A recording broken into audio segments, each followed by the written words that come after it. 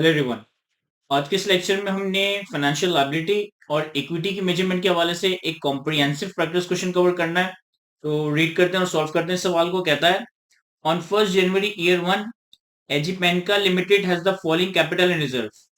1 जनवरी year 1 पे हमारे पास एक कंपनी एजिपेंका लिमिटेड का कैपिटल और रिजर्व का नंबर अवेलेबल है। शेयर कैपिटल 1 मिलियन और ₹1 ऑर्डिनरी शेयर, यानी कि एक शेयर की par value face value ₹1। Share premium 2 lakh रुपए और रिटेन अर्निंग 5.67 मिलियन के करीब। फिर हमें कहता है कि during year 1 the following transactions took place. 1 January an issue of ₹1 lakh 8% ₹1 redeemable preference shares at a premium of 60%. Issue cost are 2,237. Redemption is at 100% premium on 31st December year 5 and the effective rate of interest is 9.5%.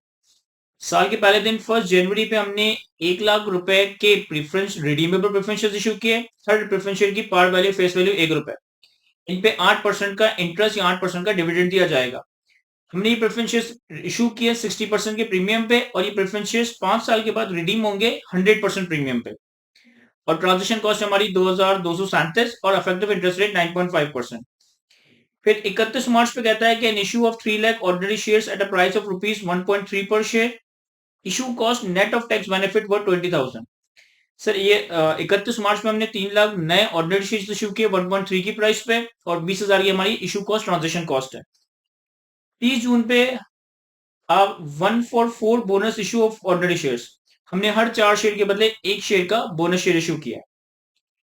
Profit for the year before accounting for the above was 508,500. The dividend on the redeemable preference shares have been charged to retain earning.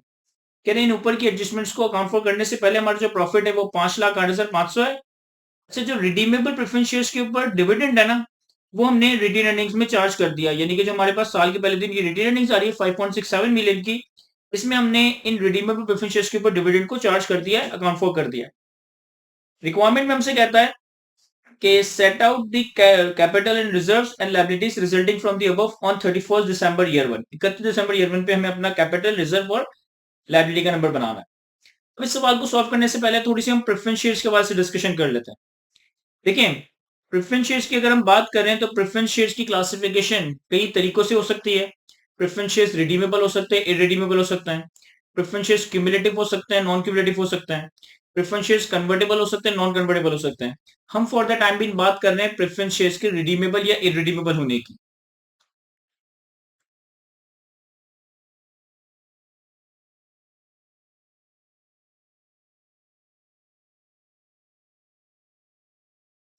जैसे कि मैंने जिक्र किया कि preference share की classification कई तरीकों से हो सकती है। Preference shares convertible non convertible हो सकता है। Preference share cumulative non cumulative हो सकता है। Preference share participatory non participatory हो सकता है। इसी तरीके से प्रेफरेंस शेयर को हम एज अ रिडीमेबल और इररिडीमेबल क्लासिफाई कर रहे होते हैं। तो रिडीमेबल और इररिडीमेबल प्रेफरेंस शेयर्स का क्या मतलब है? रिडीमेबल प्रेफरेंस का मतलब है कि इसकी कोई ना कोई फिक्स्ड मैच्योरिटी डेट होगी। इसकी कोई ना कोई फिक्स्ड मैच्योरिटी डेट होगी, यानी कि जब भी रिडीमेबल प्रेफरेंस शेयर्स इशू किया जाएगा तो जो भी लेंडर्स हैं, जो भी प्रेफरेंस शेयर्स में इन्वेस्ट कर रहे हैं, उनको कोई ना कोई रिडेम्पशन डेट, कोई ना कोई मैच्योरिटी डेट दी जाएगी। 3 साल बाद, 5 साल बाद, 10 साल बाद, 20 साल के बाद कोई ना कोई मैच्योरिटी डेट होगी जिसमें इनके पैसे इनको रिटर्न कर दिए जाएंगे। और अगर इररिडीमेबल प्रेफरेंस शेयर्स है तो इस केस में ये नॉन रिपेबल है। इस केस में ये नॉन रिपेबल है, यानी कि यहाँ पे कोई मैच्योरिटी डेट, कोई रिडेम्पशन डेट नहीं होगी। Once irredeemable preference shares issue हुए, लोगों का पैसा आ गया, अब वो irredeemable preference share holders company को अपने शेयर्स वापस लाकर कंपनी से पैसा नहीं ले सकते हैं। वो मार्केट में तो उनको सेल कर सकते हैं, लेकिन वंस कंपनी ने इररिडीमेबल प्रेफरेंस शेयर्स इशू करके लोगों से पैसा रेज कर लिया, अब ये नॉन रिपेबल नेचर का पैसा होगा।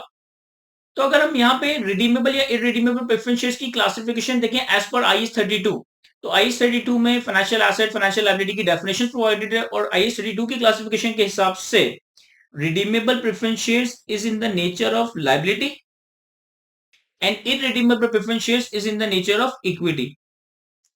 क्योंकि आम हालात में अगर आप लायबिलिटी और इक्विटी का डिफरेंस समझो, जब आप इक्विटी की मद में लोगों से पैसा रेज करते हो तो आप उसे रिपे नहीं करते, कोई फिक्स, कोई रिपेमेंट नहीं होती, कोई ऑब्लिगेशन नहीं है कि आपने रिपे करना है अनलेस के वाइंडिंग अप वगैरह की सिचुएशन हो। आम हालात में उसमें रिपे नहीं करते। लेकिन जब आप किसी से बोरिंग करते हो, किसी से लायबिलिटी लेते हो, तो वो पैसे आपने वापस करने हैं। तो चूंकि रिडीमेबल प्रेफरेंस शेयर्स के पैसे रिपेबल है, इसकी फिक्स मैच्योरिटी डेट है, तो ये लायबिलिटी है।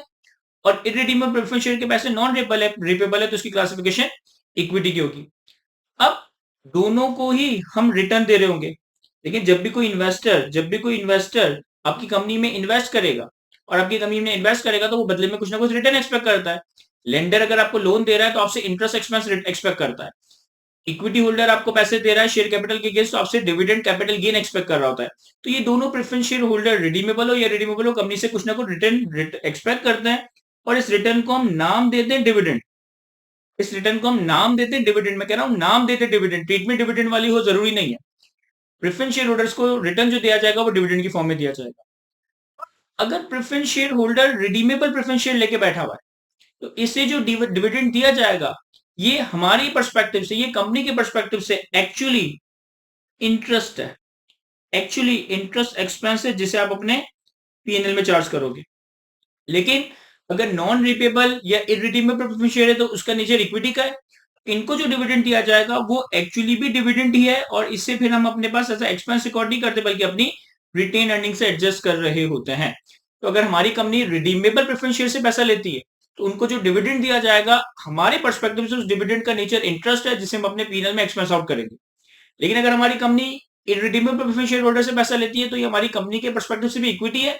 इनको जो डिविडेंड दिया जाएगा, ये नेचर भी डिविडेंड का ही है, और इसे हम अपनी रिटेन अर्निंग से एडजस्ट कर रहे होंगे। तो ये डिस्कशन जरूरी थी इस सवाल को समझने के लिए, सवाल को सॉल्व करने के लिए। रीजन भी कि यहाँ पे हमने रिडीमेबल प्रेफरेंस शेयर्स इशू किए। रिडीमेबल प्रेफरेंस शेयर्स का मतलब है कि ये लायबिलिटी है, इनके ऊपर जो डिविडेंड है, इनके ऊपर जो इंटरेस्ट है, वो हमारे लिए एक्सपेंस है, जिसे हमने पीएनएल में रिकॉर्ड करना है। तो जो इन्होंने डिविडेंड रिटेन अर्निंग में चार्ज कर दिया है, वो गलत चार्ज किया, इसे हम रिवर्स कर रहे होंगे। अब हम एक एक एडजस्टमेंट को देखते हैं। मैं क्या करता हूं कि एक कॉलम, एक मूवमेंट बना लेता हूं आपके सामने।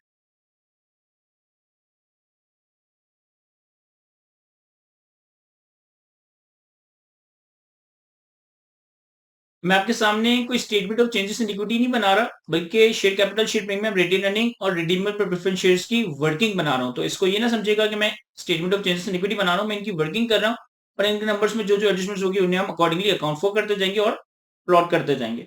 तो सबसे पहले तो हमारे पास इन सारी चीजों के जो नंबर सवाल में गिवन थे, और ये सारे नंबर्स हमें सवाल में बताए हुए थे 1 जनवरी ईयर 1 पे, ये मैं एज इट इज कॉपी कर लेता हूँ।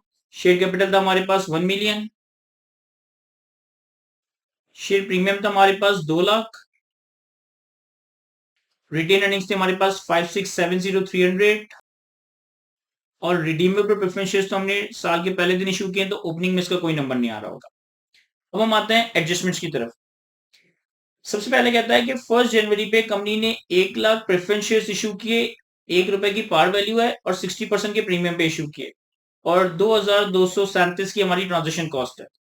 तो अगर मैं इसे जनरलाइज करूं, देखें हमारे पास कैश कितना आया होगा।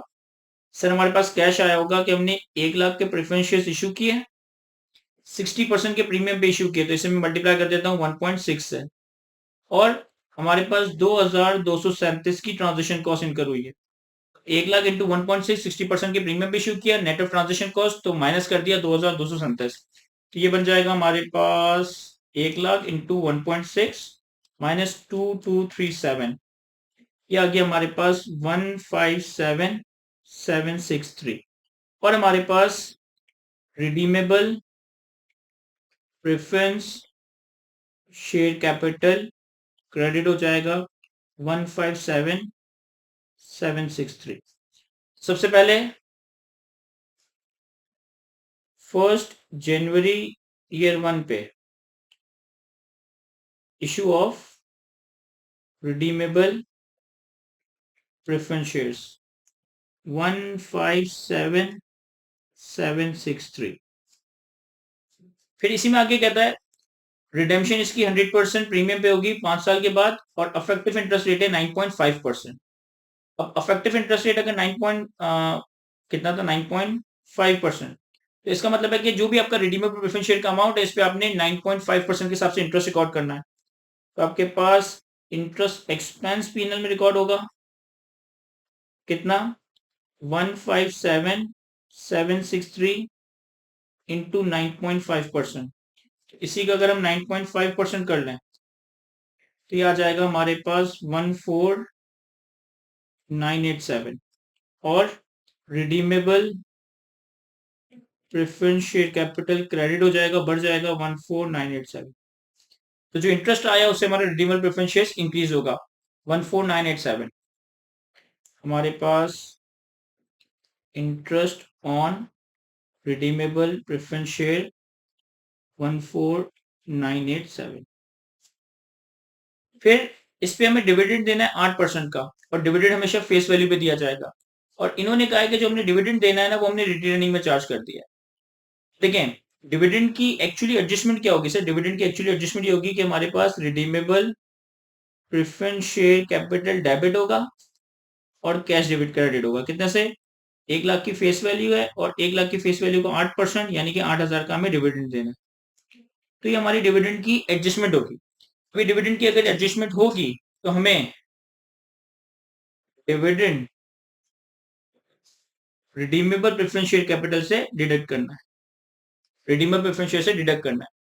इन्होंने क्या करा है कि इस डिविडेंड को रिटेन अर्निंग में चार्ज कर दिया, यानी कि रिटेन अर्निंग में माइनस कर दिया है। तो रिटेन अर्निंग में जो इन्होंने 8000 का डिविडेंड चार्ज कर दिया है इसे मैं रिटेन अर्निंग्स में ऐड कर दूंगा, इसे मैं रिटेन अर्निंग्स में ऐड कर दूंगा, क्योंकि ये यहाँ पे एक तरीका से इन्होंने एरर किया हुआ था जिससे मैंने सही कर दी। ऐसे लेकिन हमारे पास जो इस रिडीमेबल प्रेफरेंस शेयर्स पे इंटरेस्ट एक्सपेंस आया, ये इंटरेस्ट एक्सपेंस हमारे प्रॉफिट को एडजस्ट कर हिट करेगा। तो हमारे पास सवाल में जो प्रॉफिट का नंबर अवेलेबल है, सर सवाल में प्रॉफिट का नंबर अवेलेबल था हमारे पास 5,08,500। 5,08,500 का प्रॉफिट के नंबर से हमारा इंटरेस्ट एक्सपेंस लेस होगा, दैट इज 14987। तो हमारे पास जो एडजस्टेड प्रॉफिट रह जाएगा दैट वुड बी 508,500 माइनस 14987, 493,513, 493,513। ठीक है, इसके बाद आगे कहता है एडजस्टमेंट नंबर 1 हो गई। 31 मार्च पे हमने 3 लाख शेयर इशू किए 1.3 की प्राइस पे और 20,000 रुपए की ट्रांजेक्शन कॉस्ट है। पहले मैं इसकी जनरल एंट्री बना लेता हूँ। देखिए इसकी जनरल एंट्री क्या बनेगी, हमारे पास कैश डेबिट होगा कितने से, 3 लाख शेयर इशू किए 1.3 की प्राइस पे, 3 लाख शेयर इशू किए 1.3 की प्राइस पे और 20,000 की ट्रांजेक्शन कॉस्ट। तो 3 लाख इंटू 1.3 माइनस 20,000, यह आ जाएगा 3 लाख इंटू 1.3 माइनस 20,000, 3,70,000। अब जो भी आपके पास कैश डेबिट हुआ वो शेयर कैपिटल और शेयर प्रीमियम में बारफेट होगा। शेयर कैपिटल में हम पार वैल्यू की हद तक अमाउंट ले जाएंगे दैट इज 3 लाख, और बाकी अमाउंट हमारा बैलेंसिंग शेयर प्रीमियम में चला जाएगा। ये 3 लाख इंटू 1 है और शेयर प्रीमियम में हमारे पास बैलेंसिंग 70,000। इसको अगर हम प्लॉट करें, कब शेयर इशू किए थे, 31 मार्च पे, 31 March year 1, issue of ordinary shares. तो 3 लाख रुपए से हमारा शेयर कैपिटल बढ़ जाएगा और 70,000 रुपए से हमारा शेयर प्रीमियम बढ़ जाएगा। अब हमारा शेयर प्रीमियम हो चुका है 270। फिर आगे कहता है on 30 June 144 bonus issue of ordinary shares, हमने हर 4 शेयर के बदले एक बोनस शेयर इशू किया है। देखिए हमारे पास 1 मिलियन शेयर्स ऑलरेडी थे साल के स्टार्ट पे, हर शेयर की पार वैल्यू 1 रुपया, तो 1 मिलियन शेयर्स, और 3 लाख हमारे पास और शेयर्स इशू हो गए, तो हमारे टोटल नंबर ऑफ शेयर्स हो गए 13 लाख, और हमने हर 4 के बदले एक शेयर इशू किया है। तो यानी कि हमारे पास शेयर कैपिटल क्रेडिट होगा कितने से, 13 लाख शेयर्स हैं हमारे पास और हर 4 के बदले एक, तो 1/4 से, तो 13 लाख मल्टीप्लाई बाय 1/4, ये आ गया हमारे पास 325,000। अच्छा जब आप बोनस शेयर इशू करो without declaring it as a dividend, इन्होंने डिविडेंड की कोई बात नहीं की, इस बोनस शेयर्स को पहले हम शेयर प्रीमियम से एडजस्ट करते हैं और शेयर प्रीमियम खत्म हो जाता है फिर रिटेन अर्निंग से एडजस्ट करते हैं। हमारे पास शेयर प्रीमियम कितना है सर, हमारे पास शेयर प्रीमियम है 2,70,000, 2,70,000 का, तो 2,70,000 से हमारे पास शेयर प्रीमियम डेबिट होगा। बाकी का जो बैलेंसिंग अमाउंट है, बाकी का बैलेंसिंग अमाउंट आपकी रिटेन अर्निंग से आएगा। तो 325 माइनस 270, ये आ गया 55,000। अब मैं इसकी जनरल एंट्री या इसको प्लॉट कर देता हूँ। 30 जून ईयर 1 पे बोनस शेयर। बोनस शेयर की वजह से हमारा जो शेयर कैपिटल है वो 3,25,000 से इंक्रीज होगा, हमारा शेयर प्रीमियम 270 से कम होगा और हमारी रिटेन अर्निंग्स 55,000 से कम होगी। ये एडजस्टमेंट भी हो गई, ये एडजस्टमेंट भी हो गई। इसके बाद फिर सिर्फ हमें अपनी रिटेन अर्निंग्स में 2000 ईयर 1 का एडजस्टेड प्रॉफिट प्लॉट करना है। एडजस्टेड प्रॉफिट मैंने कैलकुलेट किया हुआ है 493,513 493,513। तब हमने इन सारी चीजों का टोटल कर लेना है। मैं इन सारी चीजों का टोटल कर लेता हूं।